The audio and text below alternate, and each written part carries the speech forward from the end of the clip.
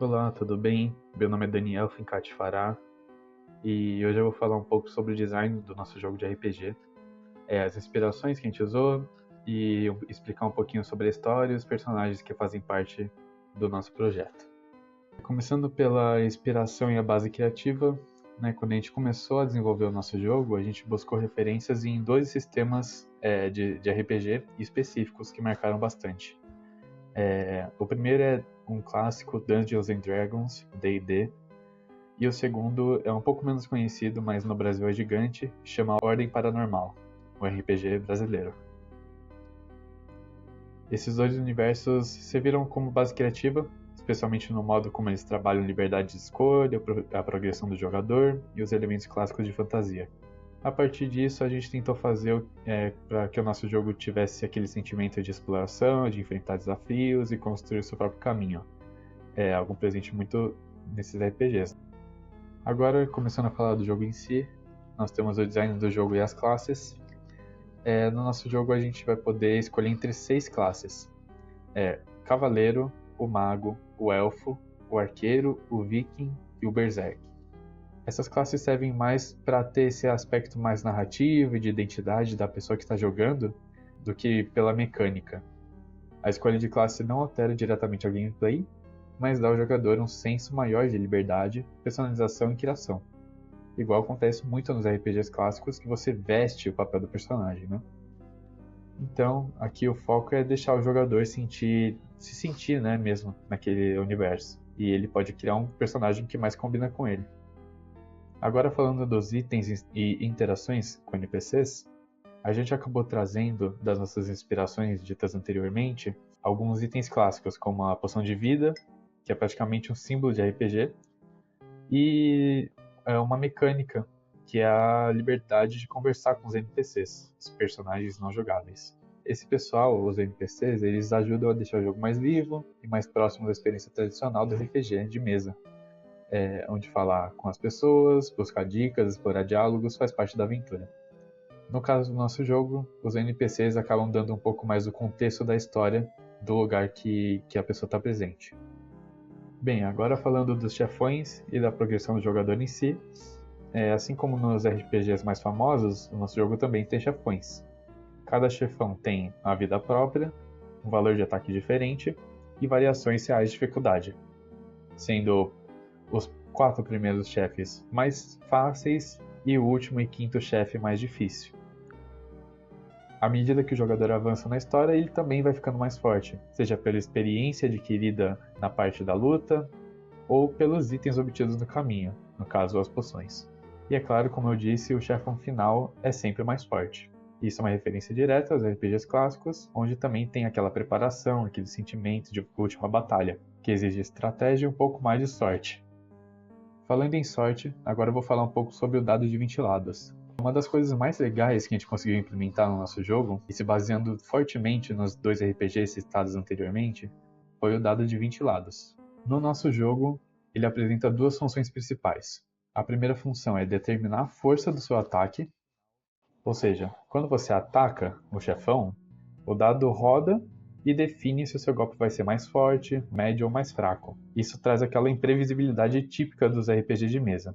E a segunda coisa que o dado faz é definir a sua esquiva contra os ataques dos chefões. Sempre quando termina um turno seu, é a vez do chefão. E quando ele te ataca, você tem a opção de se esquivar. Você pode falar sim ou não. Se falar sim, o dado roda de novo. Dependendo do valor, você pode se esquivar completamente do dano, receber menos dano ou tomar o dano total se o resultado do dado for baixo. Essa mecânica deixa o jogo mais dinâmico e fiel ao espírito dos RPGs tradicionais, onde tudo pode mudar dependendo da sua sorte.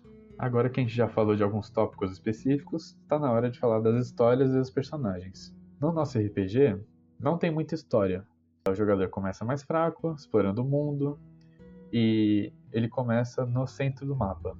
Nós podemos ir para 4 direções. Cada direção tem um cenário diferente, com NPCs para falar e um chefão. Essa liberdade de você poder escolher qual lugar vai primeiro vem muito, por exemplo, dos jogos de mundo aberto. Por exemplo, o Zelda. No Zelda você pode ir para qualquer lado que você quiser no mapa, ou até para o chefão final de primeira, porém você não estará forte o suficiente. Depois que os 4 chefões são derrotados e o jogador está mais habilidoso, está mais forte e tem mais poções de vida, é liberado o chefão final. O chefão final tem mais vida do que os outros e dá mais dano, ou seja, é um desafio à altura do nível do jogador a esse momento. Depois que o jogador derrota o chefão, o jogo acaba. Então, resumindo, nosso jogo mistura elementos clássicos de RPG mais famosos, como as classes, os itens e o dado de 20 lados, com a nossa própria interpretação de chefes, personagens e liberdade narrativa. A ideia foi criar um jogo que fosse simples, divertido e que desse ao jogador a sensação de realmente estar vivendo uma aventura. Obrigado. Olá, eu me chamo Gabriel da Silva Martins e agora eu vou explicar rapidinho como que funciona a parte web do nosso RPG, que é o arquivo app. Essa versão simula um terminal de RPG dentro do navegador. Aqui eu vou focar em primeiro o nosso sistema de dados D20, segundo, como que funciona o sistema de resposta que transforma o comando do jogador em texto na tela. Dentro do comando GameScreen, a gente cria uma função bem simples chamada D20. Ela faz exatamente o que um dado de 20 lados faria numa mesa de RPG. O navegador gera um número aleatório entre 0 e 1. A gente multiplica por 20, arredonda para baixo e soma 1. Então, o resultado final é sempre um número inteiro, que é entre 1 a 20. Esse D20 ele entra em duas partes principais do nosso sistema, o ataque e a esquiva. Quando eu estou em batalha e digito o comando 1 ou atacar, o código cai nessa parte do Process Command, ou seja, o valor do D20 funciona como um multiplicador do ataque base do personagem. Então, se eu tirar 20 no dado, eu uso praticamente 100% do meu ataque base. Se eu tirar 10, eu vou usar 50% do meu ataque base. E se eu usar 1, o dano vai ser bem baixo. Daí, depois no jogo, imprime no terminal algo do tipo: você atacou o dado 17/20, dano causado 24. Daí ele mostra o HP do inimigo. Isso dá aquela sensação de rolagem de dados clássica de jogos de RPG, mas convertida diretamente numa fórmula de dados. O mesmo sistema de D20 também controla a esquiva do nosso personagem quando o inimigo está prestes a atacar. Na fase esperando para esquivar, se eu responder com sim, o código faz exatamente isso. Aqui a lógica é: quanto maior o valor do D20, maior é a redução do dano causado pelo inimigo. Então, se eu tirar 20 no D20, eu praticamente anulo 100% do dano causado. Mas se eu tirar 10, a redução é 50%, então eu ainda tomo um ataque. E se eu tirar 1, eu praticamente tomo todo o ataque. E aí no terminal vai aparecer mais ou menos essa mensagem: você tentou esquivar, o dado vai aparecer 14/20 e o dano reduzido, que seria 8. Então, o D20 é um núcleo da aleatoriedade da versão web. Ele decide o quão bom vai ser o meu ataque e o quão bom vai ser a minha defesa. Agora entra a parte do terminal em React. Como o jogador digita e vira um texto na tela. Dentro do GameStream, eu controlo o terminal com um estado chamado History. Esse history é simplesmente uma lista de mensagens onde cada mensagem tem o seu tipo de uso ou é um texto. Para adicionar uma nova entrada, eu uso a função addToHistory. Sempre que o jogo quer falar algo para o jogador, ele chama essa função. Quando o jogador digita um comando, a gente guarda algo no sistema, usando o user. Daí, na tela, eu processo essa história e renderizo cada linha com um estilo diferente para falar do jogador ou do sistema. Bah, tudo bem? Eu sou o Diego e vou estar falando da parte do main do nosso joguinho RPG, nosso arquivo main aqui. todo o jogo foi feito nesse arquivo. Bom, vou começar aqui pela classe main. Ela é bem simples, ela só tem um método main, que é o ponto de entrada do jogo. Dentro do main tem uma instância de jogo RPG. Tá aqui, jogo iniciar. A main não tem nenhuma regra de negócio do jogo, ela só delega essa responsabilidade pra classe de jogo RPG, que é a engine principal. Descendo aqui, tem a classe abstrata personagem base, que também implementa a interface descrevível. Aí aqui, ó, eu começo a parte da modelagem orientada a objetos personagens. Personagem base tem os atributos privados nome, classe, vida, ataque base. Eu exponho todos esses dados aqui só por meio de getters e setters. E de um... Perdão, não tem setter aqui, só getters. E além dos getters tem um método de negócio chamado receber dano, que é essa função aqui, cadê? Aqui. Aí dá pra ver bem o encapsulamento, o estado interno do personagem é protegido. Qualquer mudança de vida, por exemplo, passa por uma regra de negócio, não processa direto ao atributo, né? Além disso, o personagem baixo declara um método abstrato, o get descrição habilidade, aqui, que obriga todas as subclasses a darem a sua própria descrição de habilidade, né? Isso já dá uma nivelada pro terreno para mostrar a parte do polimorfismo, né? E por fim aqui, como a classe implementa a descrevível, eu sobrescrevo o método descrever para retornar um texto padrão com nome, classe, vida e o ataque do personagem. Aqui. Aí também tem a interface, né? Que é estendido lá em cima, que é descrevível. Ela só serve como um contrato comum para qualquer coisa do jogo que pode ser descrita em texto, personagem, região, mapa, que permite tratar diferentes objetos de forma uniforme quando eu quero gerar alguma saída textual. Aí em sequência aqui já aparecem as subclasses, né? Do personagem base, cavaleiro, mago, arqueiro, berserk, viking, elfo. E cada uma dessas classes aqui chama um construtor da superclasse, passando valores diferentes de vida e ataque. E cada uma sobrescreve o get de descrição habilidade, né? Com a habilidade específica da subclasse. Com algum texto. Aqui. Você pode ver aqui. Depois dessa classe genérica aqui... Perdão, por depois dessa classe personagem vinha a classe genérica inventário. Deixa eu procurar aqui, mostrar.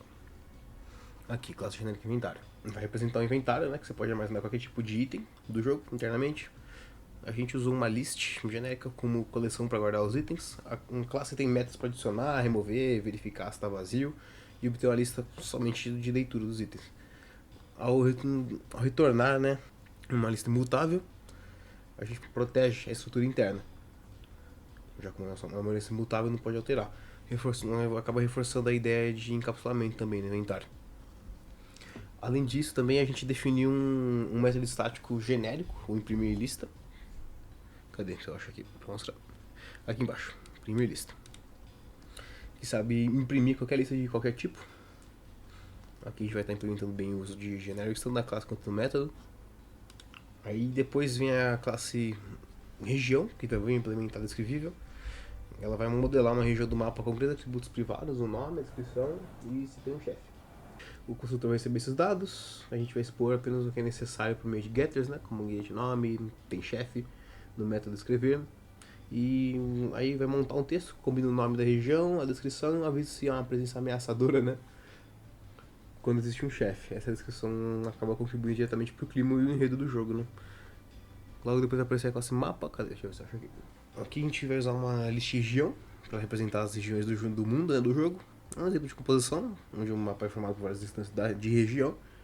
A classe tem o método adicionar região, para incluir novas regiões, get região índice, aqui, que pode lançar retornar, né, um tratamento de sessão de opção inválida exception, se o índice não for válido, e tem quantidade de regiões para informar quantas regiões existem. Aí você pode estar perguntando o que esse método de escrever enorme aqui faz. Então, o que ele faz? Ele gera um texto introdutório sobre o mundo de Eudora, que é o mundo que a gente se passa aqui, e em seguida lista as regiões numeradas, nesse texto aqui que eu mostro quando o jogador escolhe onde explorar. Aí em sequência vai ter a definição da exceção customizada, né? A opção invalid exception, que estende exception aqui, que vai ser usada para sinalizar a erro de opção inválida no menu e na seleção de regiões. Visto que está tudo com um simples inteiro fora de faixa, eu acabo modelando isso aí como um tipo específico de erro, que vai acabar deixando o código mais expressivo e mais fácil de entender caso dê algum problema. Depois disso vem a maior classe do jogo, que é o jogo RPG. Aqui ele representa o núcleo do jogo, né, uma engine por assim dizer. Os atributos privados são um scanner para a entrada do usuário. Tem personagem base, representa o jogador, mapa, inventário, skin para os itens. No construtor a gente vai inicializar o scanner, inventário e acaba chamando também o método montar mapa inicial para construir as regiões do mundo. O método iniciar é o ponto de começo da experiência do jogador. Ele mostra o título do jogo, chamado criar personagem, para o usuário, escolher o nome, classe dele, e também exibir a descrição do personagem e a habilidade dele. Então entra no loop principal do jogo. No final do loop imprime a mensagem de encerramento, e logo em seguida vem o método criar personagem aqui embaixo. Cadê? Aqui. Ele vai perguntar o nome do personagem, valida para não aceitar o nome vazio, vai mostrar o menu de classes disponíveis, e vai chamar o ler opção menu, cadê? Aqui. Para ler a escolha. Depois, através de um switch, né, a gente vai instanciar a subclasse de personagem base correspondente, dentre as várias que a gente definiu anteriormente. E aqui eu vou usar um tipo genérico, cadê? Chamado personagem base. Então tá por cima aqui do kit, tá bugado, mas enfim, de qualquer forma. Mas enfim, por baixo do personagem base ele vai referenciar uma classe concreta, que vai acabar explorando a herança e o polimorfismo. E o método principal é o loop principal. Perdão, o próximo método, né? É o loop principal. Cadê ele? Aqui. Ele vai controlar o fluxo do jogo, enquanto o jogador ainda estiver vivo, né? E o chefe não tiver sido derrotado, todos. E primeiro ele mostra o mundo, chamando o mapa.descrever. Depois, dentro de um while, ele vai apresentar o menu com as opções de explorar, abrir inventário, descansar ou desistir. Cada escolha chama um método específico, de explorar a região, mostrar inventário, descansar. Ou vai acabar encerrando a jornada. Dentro desse loop eu também vou verificar se a vida do jogador chegou a 0. Se isso acontecer, o jogo vai acabar mostrando a narrativa de derrota. E quando o chefe é derrotado, o loop termina uma mensagem de vitória. Aí depois disso vai ter o método de ler opção menu. Aqui. Ele é responsável por fazer uma opção numérica do usuário com validação robusta, né? Aí eu vou tentar converter com um integer, um parsint, e se o valor estiver fora do intervalo permitido, eu vou lançar uma opção invalida exception. Em seguida aparece o método também de explorar a região, aqui embaixo. Ele vai mostrar algumas regiões disponíveis, a escolha do usuário com ler opção menu, converte para índice de lista, tenta recuperar a região com uma outra função, vai chamar a função do getRegião, né, com mapa.getRegião. Esse acesso pode acabar lançando uma opção válida exception, que é tratada como uma mensagem mais amigável, né? E se a região acabar tendo um chefe, o jogo vai chamar enfrentar chefe região, caso contrário acaba disparando um evento aleatório com a região. Aí depois disso eu tenho o método evento aleatório aqui embaixo. Ele vai usar um random para associar um dos 3 eventos, contra uma poção de cura menor, sofrer um ataque saqueadores ou achar um fragmento do mapa. Nos eventos saqueadores eu calculo um dano aleatório e aplico esse dano chamado aplicar dano com habilidade, que permite que habilidades especiais como a do cavaleiro interfiram no resultado. Na sequência vem o método enfrentar chefe, região. Cadê? Aqui, região. Esse método vai acabar implementando o combate com o chefe final, vai criar uma vida inicial para o chefe, entre um laço enquanto o chefe e o jogador estiverem vivos e apresenta a opção de ação, de atacar, usar a poção, tentar dialogar, se defender. Quando o jogador atacar, o dano é calculado com base no ataque do personagem mais um valor aleatório, o chefe também vai atacar de volta, e o dano é aplicado via aplicar dano com habilidade. Aqui. Se o jogador tentar fazer uma coisa que não é possível, vai dar um erro, né? Aqui também vai ter o... Cadê? Mostrar inventário, cadê? Deixa eu tentar achar aqui.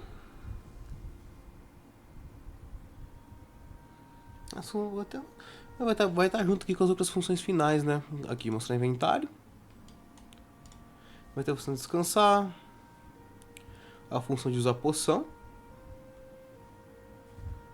Entre outras aqui, que vão acabar contribuindo para o funcionamento do jogo, né? E acho que é isso, a estrutura principal aqui do joguinho. Foi muito legal, acho que você aprendeu bastante coisa. E é isso, acho que não tem muito mais o que falar. Obrigadão.